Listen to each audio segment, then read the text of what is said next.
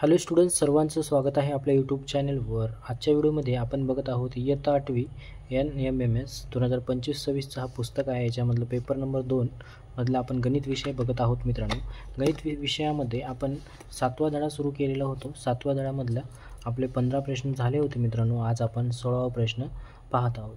जर तुम्हाला याच्या अगोदरचे 15 प्रश्न बघायचा असेल तर आपल्या यूट्यूब चॅनलवर व्हिडिओ आहेत, ते तुम्ही बघू शकता. आणि अजून एक सूचना, जर तुम्हाला हे शब्द व्यवस्थित क्लिअर दिसत नसतील तर व्हिडिओला तुम्ही फुल स्क्रीन करून बघू शकता, मोबाईल आडवं धरून बघू शकता, एकदम क्लिअर दिसेल. तर बघा, पहिलाच प्रश्न म्हणजे आजचा आपला 15वा प्रश्न 16वा प्रश्न आपण पहिलंच सॉल्व केलो. तर 16वा प्रश्न काय विचारलं आहे, तेलाचा डब्बा भरण्यासाठी यंत्राद्वारे 1/2 तासात 300 डबे भरले जातात, तर 450 डबे भरण्यासाठी किती तास लागतात. म्हणजे आपण जर बघितला तर आपण तास जर घेतलो, आपण पहिलं तास घेऊ, नंतर काय दिले, डबे घेऊ. आपण नंतर काय घेऊ, डबे. मग आता इथे त्यांनी विचारलं की 1/2 तासामध्ये किती डबे भरतात, 300 डबे भरतात. 1/2 तासामध्ये किती डबे भरतात, 300 डबे भरतात. तर आता बघा, हे 1/2 तास आहे. किती तास, 1/2 म्हणजे हाफ, म्हणजे अर्धा घंट्यामध्ये किती भरू लागले, 300 डबे अर्धा घंट्यामध्ये भरू लागलेत. तर नंतर प्रश्न विचारला, तर 400 डबे भरण्यासाठी किती तास लागतात. मग डबे इथं वाढले, डबे किती झाले, वाढलेले आहेत, डबे वाढले. तर 400 डबे भरण्यासाठी किती तास लागतात असा प्रश्न विचारलेला आहे. बघा, 1/2 तासामध्ये 300 डबे म्हणजे अर्ध्या तासात 300 डबे. तर आता डबे काय झाले, वाढले. 450 डबे भरण्यासाठी किती तास लागतील. मग 450 डबे भरण्यासाठी अर्धापेक्षा तर कमी तास लागणारच नाही, म्हणजे ताससुद्धा काय होतील, वाढतीलच. म्हणजेच एक वाढलं तर दुसरंसुद्धा काय वाढत आहे, म्हणजे डबे वाढले तर टाईमसुद्धा वाढत आहे. तर म्हणजे हे कोणतं प्रमाण आहे, हे समप्रमाण आहे. हे काय आहे, समप्रमाण आहे.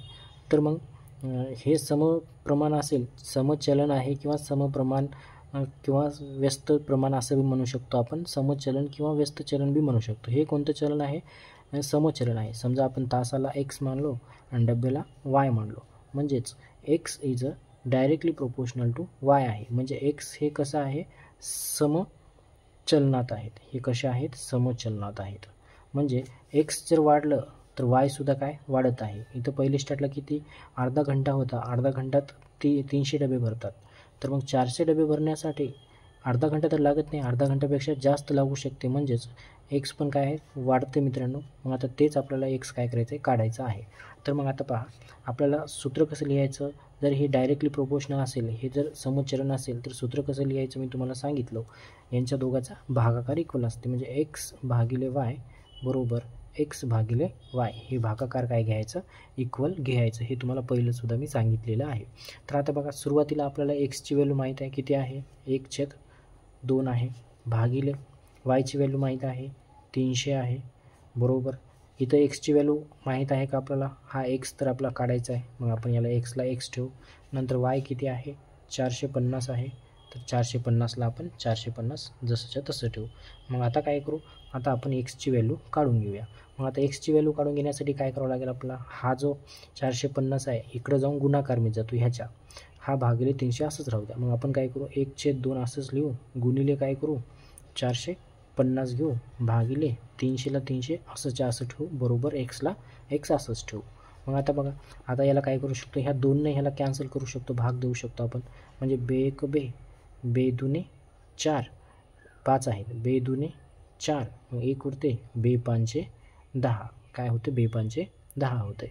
मग आता इथं काय उरते मित्रांनो, इथं वर उरते आपलं 225 भागिले खाली काय उरते, 300 उरते, बरोबर एक्सला एक्स. अशा प्रकारे आपण काढू शकतो. तर पहा मित्रांनो, लाईट गेलेली आहे तरी पण आपल्याला दिसत आहे, तुम्ही ॲडजस्ट करा, लाईट येईलच मित्रांनो. मग आता ह्याला भाग द्यायचा आहे, कितीनं भाग जाते, 5नं भाग जाते. बघा, 5 × 30, 1 0 उरला 0, मग 22 आहे. मग किती होते, 5 चौक 20 होते, 5 चौक 20, 2 उरतात, 5 5 25 होते. म्हणजे किती झालं, 45 भागिले 60 उरलं, बरोबर काय आहे, एक्स आहे.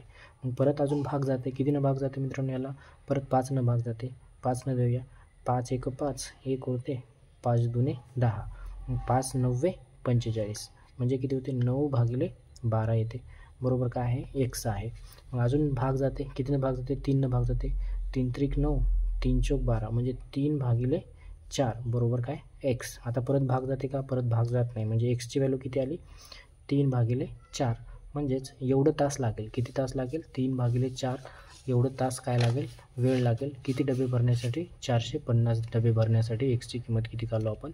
3/4 एवढं तास काय लागेल आपल्याला? 400 डबे भरण्यासाठी लागतील मित्रांनो. अशा प्रकारे हे प्रश्न तुम्हाला सॉल्व करायचं होतं. तुम्ही पाहू शकता, स्क्रीनशॉटसुद्धा काढू शकता. जेव्हा समचलनामध्ये असतात, एक संख्या वाढली तर दुसरी संख्याही वाढत असेल, समचलनात असेल तर हा एक्स आणि वायचा भागाकार इक्वल घ्यायचा. मी पहिलंसुद्धा सांगितलेलं आहे, पहिल्याच्या व्हिडिओमध्ये सुद्धा, आत्तासुद्धा सांगत आहे. तर आता बघा, आपण 17वा प्रश्न बघूया. तर पहा 17वा प्रश्न काय दिलेला आहे. 17वा प्रश्न इथंच आहे खाली.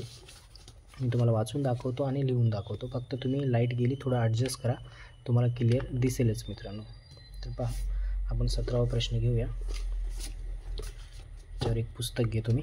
बघा, 17वा प्रश्न असा दिलेला आहे. घराला पूर्ण रंग देण्यासाठी रंगनाथला किती दिवस? 15 दिवस लागतात. तर श्यामला त्याच घराला रंग देण्यासाठी 10 दिवस लागतात. दोघे मिळून ते काम किती दिवसात पूर्ण करतील? म्हणजे रंगनाथ आणि श्यामचा प्रश्न आहे. आपण ह्याच्यावरच करूया इथं. मग एक घर आहे, त्या घराला रंग द्यायचा आहे. तर रंगनाथला किती दिवस लागतात? बघा, रंगनाथला किती दिवस लागू लागले? रंगनाथला बरोबर 15 दिवस. किती दिवस? 15 दिवस लागू लागले ते घराला कलर मारण्यासाठी. मग नंतर श्यामला किती दिवस लागू लागले? बघा, श्यामला किती दिवस लागू लागले? श्यामला 10 दिवस लागू लागले तो घराला कलर मारण्यासाठी. श्यामला किती? 10 दिवस. रंगनाथला 15 दिवस लागत आहेत. तर विचारले, तर दोघे मिळून काम किती दिवसात पूर्ण करतील? मग ते जर घर कलर मारायचं असेल तर दोघं मिसळून किती दिवसात काम करतील? तर याच्यासाठी एक शॉर्ट ट्रिक आहे मित्रांनो. एक शॉर्ट ट्रिकनुसार तुम्ही प्रश्न सॉल्व करू शकता. आता शॉर्ट ट्रिक काय आहे? याच्यामध्ये ट्रिक आहे आपल्याकडे. शॉर्ट ट्रिक काय आहे ती ट्रिक लक्षात ठेवायचं आहे तुम्हाला. जर प्रश्न विचारला, एकाला इतके दिवस लागतील, दुसऱ्याला इतके दिवस लागतील, मग दोघं मिसळून जर किती दिवसात काम पूर्ण करतील असा प्रश्न जर आला तर ते आपली शॉर्ट ट्रिक तुम्ही यूज करू शकता. मग काय आहे शॉर्ट ट्रिक? बघा, पहिलं काय आहे? रंगनाथ आहे. मग काय लिहायचं? रंगनाथ गुणिले श्याम. रंगनाथ गुणिले श्याम करायचं, भागिले रंगनाथ अधिक श्याम करायचं. रंगनाथ अधिक श्याम करायचं. हे सूत्र तुम्हाला लक्षात ठेवायचं आहे. काय करायचं? रंगनाथ गुणिले श्याम वर लिहायचं, रंगनाथ अधिक श्याम खाली लिहायचं. तर तुम्हाला काय भेटते? दोघं मिसळून किती दिवसात काम करतील ते तुम्हाला सापडेल. प्रश्न कसा विचारला जातो? रंगनाथला 15 दिवस लागतात, श्यामला 10 दिवस लागतात, तर दोघं मिसळून किती दिवसात काम करतात असा प्रश्न आला तरच हे सूत्र वापरायचं. पहिलं दोघाचा वर गुणाकार करायचं, खाली दोघाची बेरीज करायचं. मग रंगनाथला किती लागतात? 15 दिवस. मग आपण इथं काय लिहू? रंगनाथच्या खाली 15 लिहून टाकू आहे ना. गुणिले श्यामला किती लागतात? 10. मग आपण इथं 10 लिहून टाकू. भागिले मग रंगनाथला 15 आहे, अधिक श्यामला 10 आहे. मग आपण वरच्याचा गुणाकार करू नये, वर तसंच ठेवूया, खालच्याची बेरीज करू. मग काय येते बघा उत्तर? हे 15ला 15 गुणिले 10ला 10 भागिले खालच्याची बेरीज किती होते? 25 होते मित्रांनो. बेरीज किती होते? 25 होते. मग आता आपण काय करू शकतो? आता काटाछाटी करू शकतो. गुणाकार केलं तर 150 झाला असतं, पण आपण काय करूया? काटाछाटी इथं करूया. आता हे बघा, 5 भाग जाते. 5 5 25, 5 त्रिक 15. म्हणजे इथं किती उरतं आहे? हे 3 आणि 10, 3 10 30 होते. भागिले किती आहे? 5ला 5. मग आता बघा, भागिले 5ला 5, 5 भाग जाते. 5 1 5, 5 1 30. म्हणजे किती उत्तर आलं शेवटी आपल्याला? 6 आलेलं आहे. उत्तर किती आले आहे? 6 आलेलं आहे. उत्तर किती आलं? 6 आलेलं आहे. मग दोघाला मिसळून किती दिवस लागतील? मग दोघाला मिसळून लागतील 6 दिवसामध्ये ते दोघं काय करतील? काम पूर्ण करतील. हे तुम्हाला लक्षात ठेवायचं आहे. हे सूत्र तुम्हाला लक्षात ठेवायचं आहे. कळलं? सूत्र काय आहे? ट्रिक काय आहे? जेव्हा प्रश्न विचारला जातो, एका माणसाला किंवा एका विद्यार्थ्याला, समजा एका मुलाला 15 दिवस काम करायला लागतात, दुसऱ्या मुलाला तेच काम करायला 10 दिवस लागतात, तर दोघं मिसळून किती दिवसात काम पूर्ण करतील असा प्रश्न आला तर ट्रिक वापरायची आपली. काय ट्रिक आहे? पहिला मुलगा गुणिले दुसरा मुलगा भागिले पहिला मुलगा अधिक दुसरा मुलगा, वरी गुणाकार, खाली बेरीज. मग बेरीज करून घ्यायची, गुणाकार तसंच ठेवायचं. मग आपण तेच केलो, 15 गुणिले 10 असंच ठेवलं इथं. मग दोघांची बेरीज 25 लिहिलो. मग इथं 5 भाग दिलो, 5 5 25, 5 त्रिक 15. मग 3 गुणिले 10 किती होते?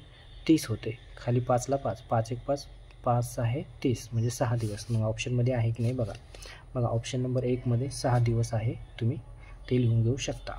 आता बघा इथं काय दिलं, 18वा प्रश्न तुम्ही बघा. 18वा प्रश्न असं दिलं, ट्रकमध्ये ऊस भरण्यासाठी 18 मजुरांना किती 4,200 रुपये मजुरी द्यावी लागली. 18 मजुरांना किती 4,200 रुपये. बघा मजूर आहेत आणि काय आहे मजुरी आहे. काय आहे मजुरी आहे. म्हणजेच आपल्याला काय करायचं आहे, किती मजूर आहेत 8 मजूर आहेत, सॉरी 18 नाही, 8 मजुरांना किती मजुरी द्यायची आहे आपल्याला 4,200 रुपये मजुरी द्यावी लागते. 8 मजुरांना किती मजुरी द्यावी लागेल 4,200 रुपये मजुरी द्यावी लागते असं विचारलं. मग पुढे विचारलं तर मजुराची संख्या 13 झाल्यास, आता मजूर किती आहेत 13 झाल्यास तर एकूण किती मजुरी द्यावी लागेल, म्हणजे एकूण मजुरी किती द्यावं लागेल तेच माहीत नाही. आपण समजा आपण ह्या मजूरला x मानल्या, मजुरीला y मानल्या. मग इथं x माहीत आहे, इथं पण x माहीत आहे, इथं y माहीत आहे, पण इथं y माहीत नाही. मग हे असं टेबल तयार होते. मजूर किती आहेत 8, मजुरी किती आहे 4,200. मग मजूर जर 13 झाले तर मजुरी किती, तर वायची किंमत आपल्याला काढायचं आहे. आणि खाली एक टेबलमध्ये दिलेलं आहे की मजूर हे समचलनात आहेत मजुरीच्या, म्हणजे असं दिलेलं आहे की मजूर हे समचलनामध्ये आहेत मजुरीच्या, म्हणजे हे दोन कसे आहेत डायरेक्टली प्रोपोर्शनल आहेत. बघा मजूर वाढलं तर पगारसुद्धा काय होईल वाढेल, म्हणजे एक वाढलं तर दुसरी संख्या काय वाढत आहे. मग हे जर असं असेल, आपण काय मजूरला काय म्हणलो x is directly proportional to y आहे, म्हणजे डायरेक्ट समचलनामध्ये आहेत. हे कसं आहे तर समचलनामध्ये आहेत. मजूर वाढले तर पगारसुद्धा काय होते वाढते, एक वाढलं तर दुसरं वाढते, तरच हे समचलनामध्ये असं असतात. मग असं जर असेल तर आपण काय करतो, असं असेल तर यांचा भागाकार बरोबर घेतो. काय घेतो भागाकार, म्हणजेच काय x भागिले y बरोबर x भागिले y असं घेतो. मग आता बघा आपण पहिलं सुरुवातीला x माहीत आहे y पण माहीत आहे, ते ठेवून टाकू. पहिले x काय आहे 8 आहे, नंतर y किती आहे 4,200 आहे बरोबर. नंतर x माहीत आहे 13, नंतर y माहीत आहे का नाही, मग y ची व्हॅल्यू आपण काढू. हे पहिले xy म्हणजे सुरुवातीचे हे xy हे आणि हे, नंतर दुसरे xy म्हणजे पहिलं x नंतर y आपला काढायचं आहे, म्हणून हे x लिहिलो 13, yला y लिहिलो. मग आता आपल्याला जर काढायचं असेल y ची किंमत, तर हे y इकडे जाऊन 8 सोबत गुणाकारमध्ये जाते, म्हणजेच काय होते 8 गुणिले y बरोबर 13 गुणिले 4,200 होते. मग आता परत काय होते, हे y इथंच असते, मग 13 गुणिले 4,200ला 200 भागिले 8 इकडे येतो मित्रांनो, भागिले 8 काय होतो इकडे येतो. मग आता आपण ह्याला 8 भाग देऊ शकता. मग 8 भाग दिल्याने किती उरते बघा, 8 एक 8, 8 पंचे 40, 2 उरले.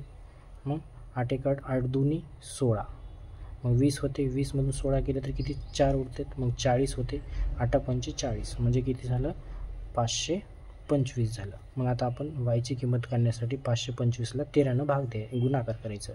बघा 525 गुणिले 13, 5 त्रिक 15चे 5, हातच्याला 1, हे 3 दुने 6 आणि 1 7, 5 त्रिक 15ला 15.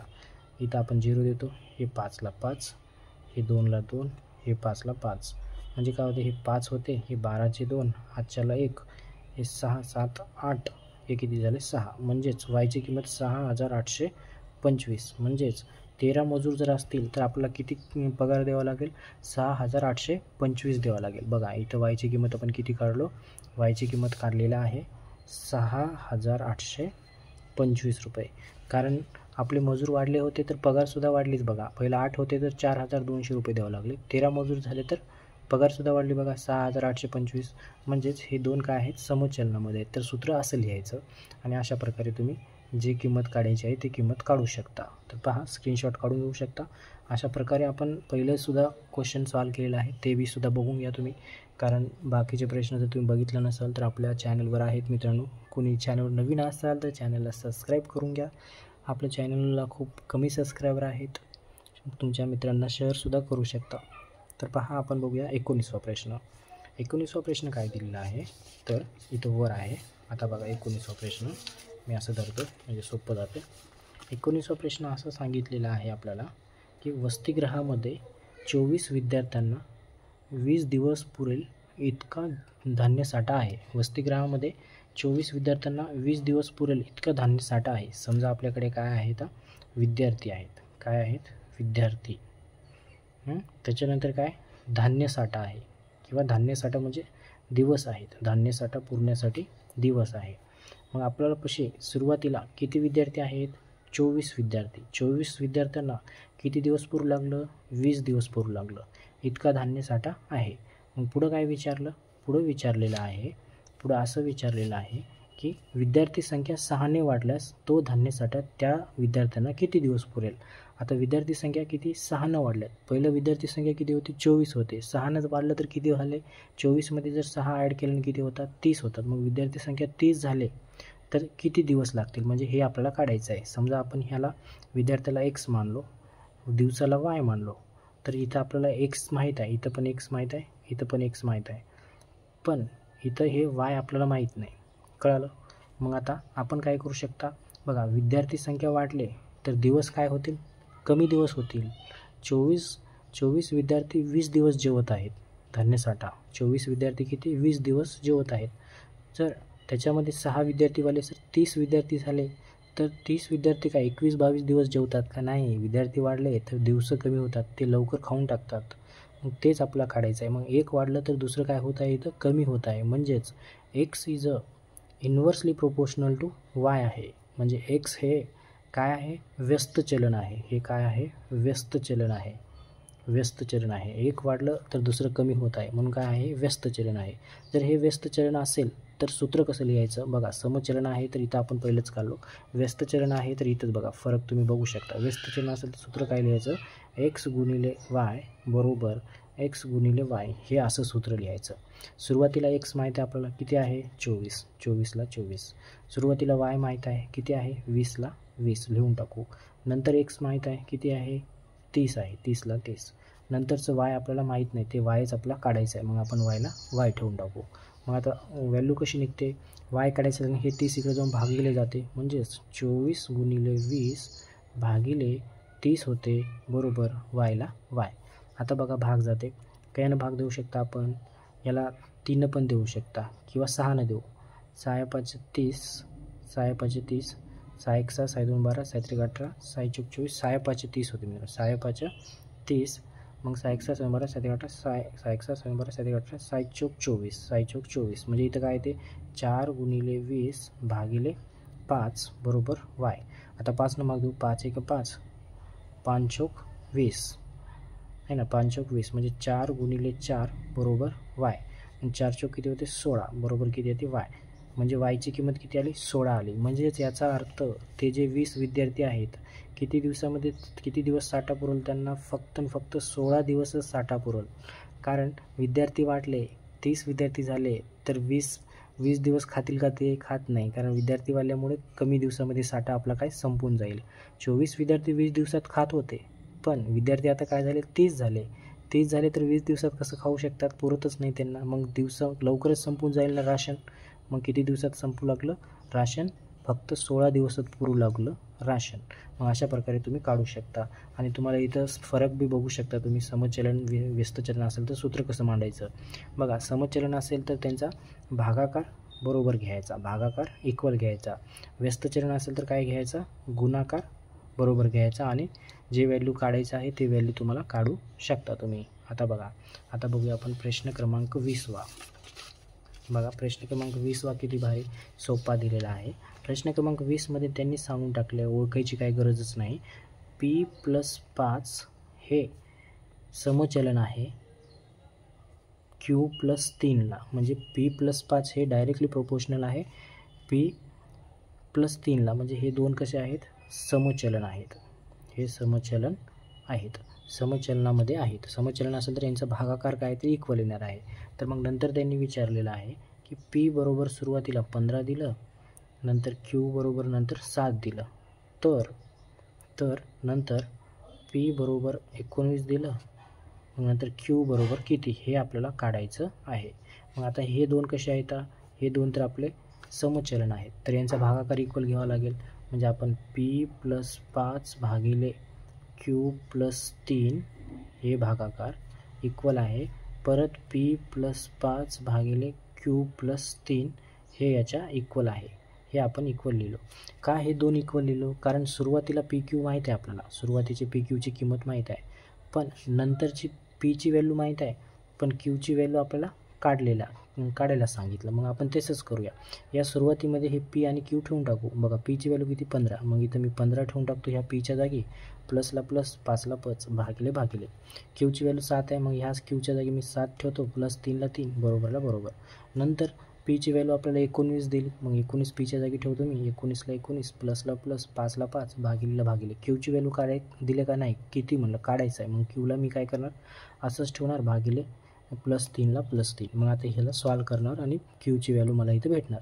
बघा 20 प्लस 5 15 प्लस 5 किती होते 20 होते, भागिले 3 प्लस 3 किती होते 10, 7 प्लस 3 10 होते बरोबर. 19 प्लस 5 किती होते 24 होते मित्रांनो, भागिले क्यू प्लस 3 काय होत नाही, क्यू प्लस 3ला असंच ठेवूया. मग आता ह्याला असं थोडं ब्रॅकेट केलं तरी चालते. मग आता आपण आपला क्यूची व्हॅल्यू काढायचं आहे, तर हे सगळं काय करूया, या 20 संघ गुणाकारच्या स्वरूपामध्ये नेऊया आणि हे 24 इकडून भागाकारमध्ये जाते. किंवा वाटल्यास हे आपण 20 गुणिले क्यू प्लस 3 असं लिहू शकता. हे 24 असंच ठेवू आणि हा 10 भागाकारमध्ये इकडे जाऊन गुणाकारमध्ये जाते. मग आता आपण ह्या 20ला इकडे घेऊन जाऊ, म्हणजे काय येते इथं क्यू प्लस 3 बरोबर 24 गुणिले 10 भागिले हे 20 काय येते इकडं भागाकारमध्ये जाते. मग आता काय होते, याला भाग जाते, काय होते 5 किंवा 10 नाही देऊ शकतो, 10 1 10, 10 2 20, म्हणजे इथं काय होते क्यू प्लस 3 बरोबर 24 भागिले 2. मग 2 भाग जाते, बे 1 बे, बे 1 बे, बे 2 4, म्हणजेच क्यू प्लस 3 बरोबर 12.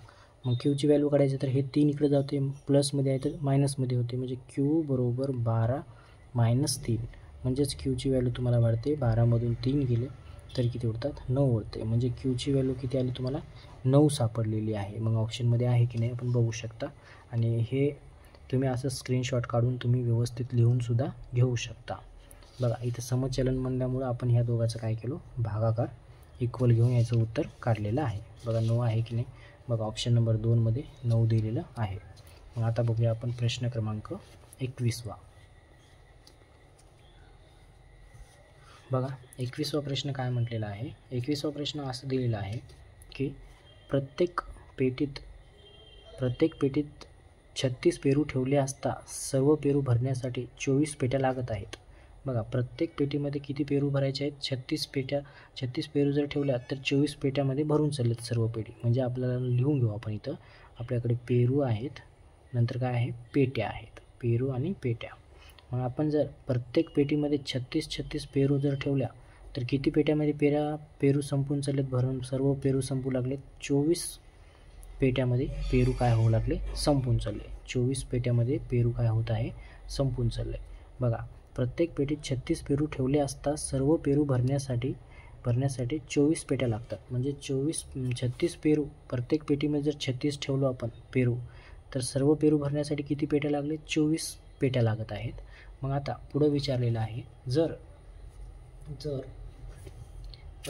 प्रत्येक पेटीत 48 पेरू भरले. आता आपण पेरू काय करत आहोत चेंज करत आहोत. पेरू किती भरायचे आपल्याला 48 पेरू भरायचे आहेत. 48 जर आपण पेरू भरत आहात 36च्या ऐवजी काय 48 पेरू भरत आहोत, तर अशा किती पेट्या लागतील, म्हणजे पेट्या आपल्याला किती लागतील ते आपल्याला काढायचं आहे. समजा आपण याला पेरूला x मानल्या, पेट्याला y मानल्या, म्हणजे आपल्याला इथं x माहीत आहे, y काढायचं आहे, म्हणजे याला y आपल्याला काढायचं आहे. तर आता ह्याचा संबंध काय असते पहा मित्रांनो, पेरू आणि पेट्याचं. तुम्ही पेरू आणि पेट्याचा जर संबंध बघितला तर याच्यामध्ये हे कसं आहेत बघा, पेरू 36 होते तर पेट्या किती भरले 24. पेरू काय झाले वाढले, मग एका पेटीमध्ये आपण 36 पेरू भरणं झाल्या, एका पेटीमध्ये 48 पेरू टाकायला, म्हणजे पेट्या काय होतात कमी होतात, कारण कमी पेट्यामध्ये भरून जाऊ शकते. बघा ही एक पेटी आहे, ह्याच्यामध्ये आपण किती 36 पेरू टाकू लागला, एकामध्ये 36 असं पेट्या भरत आहे 36. मग अशा एकूण पेट्या किती लागले होते 24 लागायला होते. मग आता आपण 36च्या ऐवजी किती टाकू लागलो पेटीमध्ये 48 टाकू लागलो. 36च्या ऐवजी 48, म्हणजेच पेट्या 24 पेट्यामध्ये मावेल का, 24पेक्षा जास्त पेट्या लागतील का, लागत नाही, कमी लागतील. कारण पेरूची संख्या वाढली तर पेट्याची संख्यासुद्धा काय होते, वाढते. आणि तेच किती आहे, किती वाढत नाही, कमी होते. मग तेच किती कमी होते ते आपल्याला काढायला सांगितलं. म्हणजे त्याचा अर्थ एक वाढलं तर दुसरं काय होत आहे, इथं कमी होत आहे. म्हणजेच x is inversely proportional to y आहे. म्हणजे हे व्यस्त चलनामध्ये आहे. हे काय आहे, व्यस्त चलनामध्ये आहे. पेरूची संख्या जर पेटीमध्ये भरण्याची आपण वाढवल्या तर पेटीची संख्या काय होते, कमी होते. कारण आपण एका पेटीमध्ये जास्त पेरू दाबू भरू लागले ना. 36च्या ऐवजी किती पेरू भरलेलं एका पेटीमध्ये, 48 पेरू भरू लागले आपण. म्हणजे कमी पेट्यामध्येच भरून जातात आपले पेरू सगळे. म्हणून हे व्यस्त चलन आहे. एक वाढलं तर दुसरं काय होतं, कमी होत आहे. मग व्यस्त चलन असेल तर सूत्र कसं लिहायचं तुम्हाला मी सांगितलं, एक्स गुणिले वाय बरोबर एक्स गुणिले वाय, हे असं सूत्र लिहायचं. मग सुरुवातीला एक्स माहिती आहे आपल्याला 36 गुणिले सुरुवातीला वाय माहिती आहे आपल्याला 24 बरोबर, नंतर एक्स माहिती आहे 48, नंतर वाय आपल्याला काढायचं आहे. मग आता बघा याच्यावरून वायची व्हॅल्यू काढता, हे 48 इकडे जाते भागाकारमध्ये. म्हणजे 36 गुणिले 24 भागिले 48 बरोबर हे वाय. मग आता बघा कितीनं भाग देते, 12 1 12, 12 2 24, 12 36, 12 चौक 48, 12 चौक 48 म्हणजे 3 गुणिले 24 भागिले 4 बरोबर वाय. आता 4नं भाग जाते, 4 1 4, 4 2 8, 4 3 12, 4 चौक 16, 4 5 24, 4 6 24 म्हणजेच 3 गुणिले 6 बरोबर वाय. म्हणजेच वायची किंमत किती येते, 6 1 6, 6 2 12, 6 3 18. म्हणजेच किती पेट्यामध्ये मावत आहेत सर्व पेरू आपले, 18 पेट्यामध्ये मावत आहेत. बघा किती पेट्यामध्ये मावत आहेत आपले सर्व पेरू, फक्त 18 पेट्यामध्येच आपले पेरू काय होतात, संपून जातात. 24 पेट्यामध्ये भरायची पेरू गरज नाही, कारण आपण पेरूची संख्या वाढलेली आहे. म्हणजे एका पेटीमध्ये आता 48 टाकू लागलं तर कमी पेट्यामध्ये आपले पेरू संपून जातील. मग अशा प्रकारे हे प्रश्न तुम्हाला सॉल्व करायचा होता. आता बघूया प्रश्न पुढचा. प्रश्न क्रमांक किती आहे, 22वा. बघा प्रश्न क्रमांक 22वा किती सोपा आहे. ध्वनीची तरंग लांबी L आणि वारंवारता F यामध्ये व्यस्त चलन आहे. हे चलनाचे चिन्ह वापरा. बघा तरंग लांबी म्हणजे L आणि वारंवारता काय दिलं F, यांच्यामध्ये काय आहे, व्यस्त चलन आहे. काय आहे, व्यस्त चलन. मग व्यस्त चलन असेल तर सिम्बॉल कसं लिहितो, L is inversely proportional to F. हे सिम्बॉल व्यस्त चलनाचं हे काय आहे, सिम्बॉल आहे. व्यस्त चलन म्हणलं की 1/f घ्यायचं. म्हणजे हे आहे व्यस्त चलन, व्यस्त चलन. मग हा सिम्बॉल आहे का कुठं, बघा ऑप्शन नंबर 3 मध्ये दिलेला आहे. ऑप्शन नंबर 3 ह्याचं उत्तर बरोबर येणार आहे.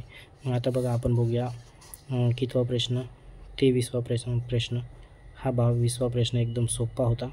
फक्त तुम्हाला सिम्बॉल विचारलं होतं. व्यस्त चलन म्हणलं 1/f घेतो आपण, कारण वारंवारताला F म्हणलं, तरंग लांबीला L म्हणलं. मग ते दोन कसे आहेत ते सांगा. आणि ते सांगितलं सुद्धा. त्यांनी काय सांगितलं की यांचा जो संबंध आहे तो संबंध कसा आहे, हे व्यस्त चलनामध्ये आहेत असं सांगितलं, म्हणून व्यस्त चलन हा येतो. मग आता पुढचा प्रश्न बघा 23वा प्रश्न काय दिला आपण इथे सॉल्व करू. वर्तुळाचे क्षेत्रफळ A आहे. क्षेत्रफळ किती आहे, A आहे. एक मिनटं मित्रांनो, बघा वर्तुळाचे क्षेत्रफळ किती आहे, A आहे. क्षेत्रफळ बरोबर किती आहे, क्षेत्रफळाला A म्हटलं. मग नंतर विचारलं A आहे व त्रिज्येच्या वर्गाच्या r समचलनात असते. म्हणजे त्रिज्यासुद्धा दिली तुम्हाला. काय दिली, त्रिज्या काय दिली, r दिली. तर प्रश्नाचं विचारले वर्तुळाचे क्षेत्रफळ A आहे, हे त्रिज्येच्या वर्गाच्या r समचलनात असते. हे चलनाचे चिन्ह वापरून कसे लिहितात. म्हणजे हे समचलनामध्ये, म्हणजे A is directly proportional to r. फक्त rला नाही, पण इथे काय म्हणले, त्रिज्येच्या वर्गाच्या म्हणले. वर्गाच्या म्हणजे त्रिज्येचं काय करावं लागेल, वर्ग करावं लागेल. समचलन म्हणल्यामुळे एवढंच लिहावं लागेल. आणि याचं उत्तर काय येणार, A is directly proportional to rचा वर्ग येणार. म्हणजे कुठं आहे rचा वर्ग, इथं आहे. म्हणजे ऑप्शन नंबर 1 तुमचं याचं उत्तर येणार. हे डायरेक्टली प्रोपोर्शनल म्हणजे समचलनामध्ये आहेत म्हणजे त्यांनी, समचलनामध्ये. फक्त एवढंच की त्रिज्येचं काय सांगितलं, इथं वर्ग करायचं सांगितलं, म्हणून आपण याला वर्ग करून टाकलो rला. मग आता पुढं पहा 24वा प्रश्न काय विचारलेला आहे आपल्याला. 24वा प्रश्न असं सांगितलेलं आहे की y हे एक्सच्या वर्गमूळाच्या समचलनात बदलते. बघा y हे एक्सच्या समचलनात बदलते.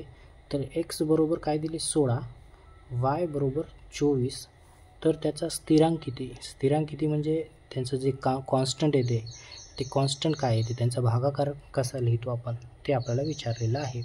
तर आता जर तुम्ही बघितला तर भागाकार म्हणजे इथं y हे आहे, y हे काय आहे, y हे एक्सच्या वर्गमूळाच्या समचलनात आहे. समचलन म्हणजे भागाकार बरोबर असते, समचलन हे एक्सच्या ते पण वर्गमूळाच्या म्हणलं. मग आपण इथं एक हे समचलन म्हणजे हे असं भागाकार असतं, भागाकार गुणाकार नसते असं. तर एक्सच्या कसा आहे आपल्या वर्गमूळाच्या समचलनामध्ये आहे. तर आपल्याला एक्सची किंमत दिली इथं आणि वायची किंमत दिली, मग आपण ठेवून टाकू. वायची किंमत किती आहे, 24 आहे.